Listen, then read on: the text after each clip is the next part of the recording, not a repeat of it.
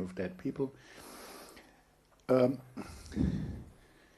We sent a delegation of members of parliament to Srinagar and to Muzaffarabad, resulting in a report from the most beautiful prison in the world.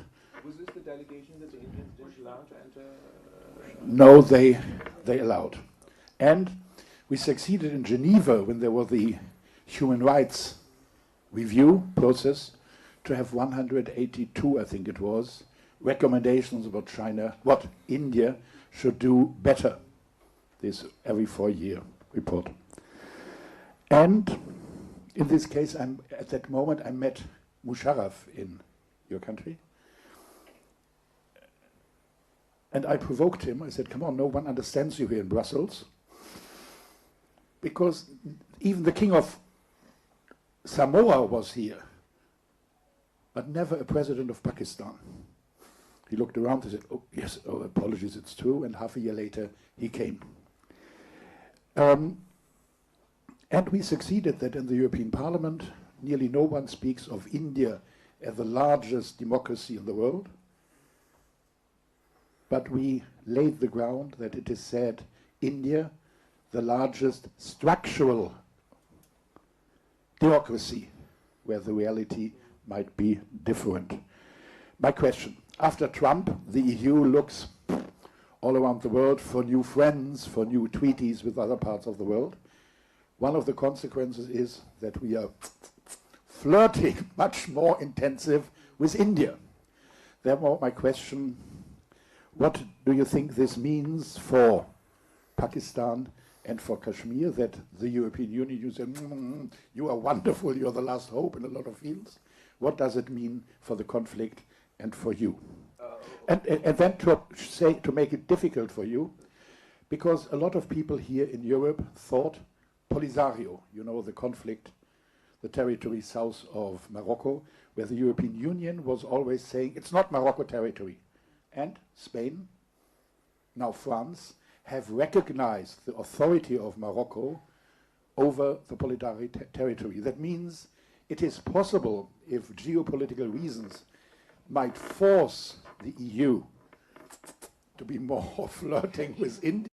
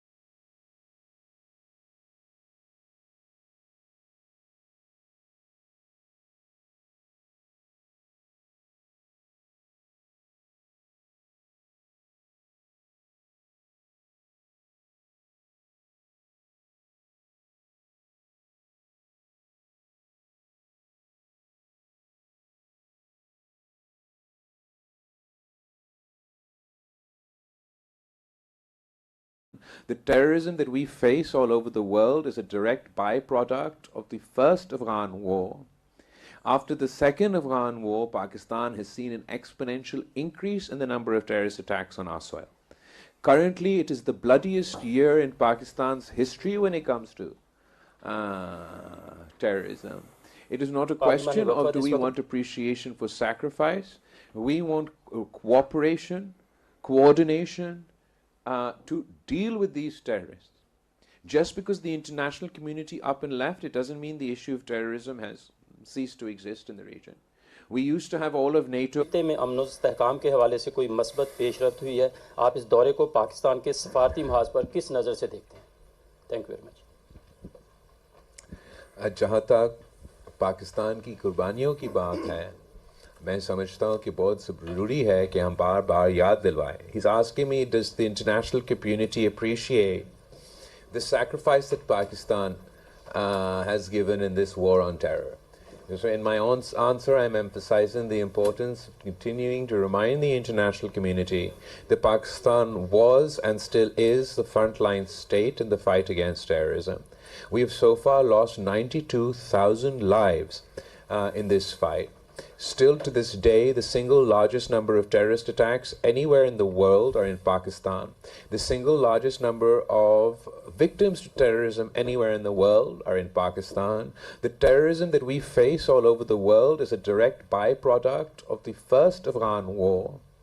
After the second Afghan war, Pakistan has seen an exponential increase in the number of terrorist attacks on our soil. Currently, it is the bloodiest year in Pakistan's history when it comes to terrorism. It is not a question of do we want appreciation for sacrifice. We want cooperation, coordination to deal with these terrorists. Just because the international community up and left, it doesn't mean the issue of terrorism has ceased to exist in the region. We used to have all of NATO in our region fighting this menace. Now Pakistan stands alone. And we're being blamed for the actions of terrorist organizations. So it's very important that we're here to engage the international community to continue our coordination and cooperation on this front. जहाँ तक गज़ा का, फ़लस्तीन का, ये सारे issues की बात है, ये हम मुसलसल उठाते रहे हैं. ख़ास तौर पे जहाँ यूनाइटेड नेशंस पे हमारा अपना मीटिंग में जो कि बुलाया गया था कश्मीर के हवाले से, उस कॉन्टेक्स्ट में भी हमने एनी अदर एजेंडा आइटम के सूरत के नुक्ते में फ़लस्तीन का एम्बेसडर मौजूद था, उसने भी अपना बात की और हम सब ने उसका एंडोर्स किया. और हाल ही में जो ईरान और इसराइल के दरमियान जो जंग छेड़ा गया है, उस पे भी पूरा डेलीगेशन ने कल भी मज़ाहमत किया है, आज भी हम मज़ाहमत कर रहे हैं. Hafiz Sorry, with the permission of the chair. The delegation also enlightened the UN members and the US congressmen, senators, even in UK and here, that India has been acting like a rogue state. What they are doing in Kashmir, what they are doing to the Muslims, what they tried to do with the Muslims of Pakistan, and apart from that, my Sikh fellows sitting here, India has been on a transnational killing spree. They targeted one Sikh leader in Canada, attempted on another one in USA, and tried in Australia, as well as they have targeted many Pakistanis on Pakistani soil. So they have been acting like a rogue state, and the world must notice that, and I believe that world has noticed that. We will have a last question from Hafiz Unib. Unib Rashid, contributing for Jang and Geo from here. My question is, I'm in 60s, a born Pakistani, but in this context, I want to know from a young leader from Pakistan, India doesn't accept any mediation, and its approach to resolving issues is unilateral. Do you see a solution to the Kashmir issue in such a situation? I believe that the people of India want peace. I believe that the decisions of the Indian government have left the Indian population less secure, not more secure. In that context, absolutely, India is sustaining and maintaining the policy of unilateralism, but I don't believe that policy can last. Ultimately, they will have to come talk to Pakistan. They can't wish us away. We will forever be their neighbor. We have joint challenges. The issue of climate change for the rest of the world is a different matter. For the people of the subcontinent, for India and Pakistan, this is the challenge of our generation. We will be unable to fight this menace alone. As you may be aware, Pakistan has already been declared the most climate-stressed country by Greenwatch this year. We were anyway amongst the 10 most climate-stressed countries, 10 most water-stressed countries. We're going to deal, just like the entire international community is rightly concerned about the melting of snow and ice in the poles. India and Pakistan need to be just as animated about the potential, the imminent melting of the largest collections of snow and ice and anywhere else outside of the South and North Pole is in the Himalayan region. We have to deal with what are we going to do? How are we going to save future generations for the consequences of this crisis? There's so many other issues. If we're going to continue to be unilateral about it, you can't unilaterally tackle climate change. You can't unilaterally threaten the water supply of an entire population and expect that to be a position you can sustain. India will have to come and talk. It's better that they come and talk sooner, rather than allowing these issues to fester, to create more problems for the both of us, and then for us to come and talk when it's too little, too late. Let the Climate Minister. Look, I think to its own peril what India has done is taken the right of all lower riparian countries of the world to have access to water. It's not just about Pakistan and India anymore. India has set a new rule that people who are living in the lower riparian, they don't have right to water. But we are not the only country which is lower riparian. First of all, India herself is a lower riparian country to another country. What if they choke them of their water? What about the rest of the world? What about the African countries? What about the Latin American countries? What about the European countries? Does now every upper riparian country has a right to choke the lower riparian countries of their food security, of their drinking water? So India herself has internationalized this issue. So now this issue is no more Indian and Pakistani. Now is the issue of 70% of the countries of the world which are lower riparian. And they will all have to rise, because if this precedent is set once for all, it doesn't just apply to Pakistan. Pakistan and India have a treaty. Most of the lower riparian countries have no treaties.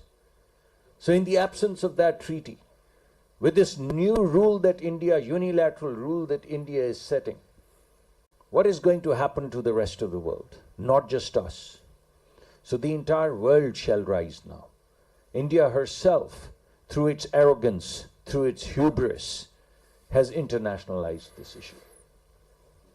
Thank you, everybody. Thank you so much. Thank you, It's been a Excellency. pleasure engaging with all of you. Thank you, Excellency, with your permission. और सफारतकारी से ही मुमकिन है।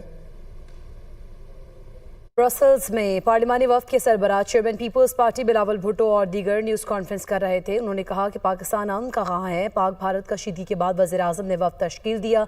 जंग किसी भी मसले का हल नहीं है। पाकिस्तान ने पहलगाम वाक़े पर शफाफ तहकीकात की पेशकश की। और अब शामिल करेंगे न्यूज़ हेडलाइंस। दुनिया न्यूज़ हेडलाइंस के लिए ताउन किया है hit play with new dub intense repair.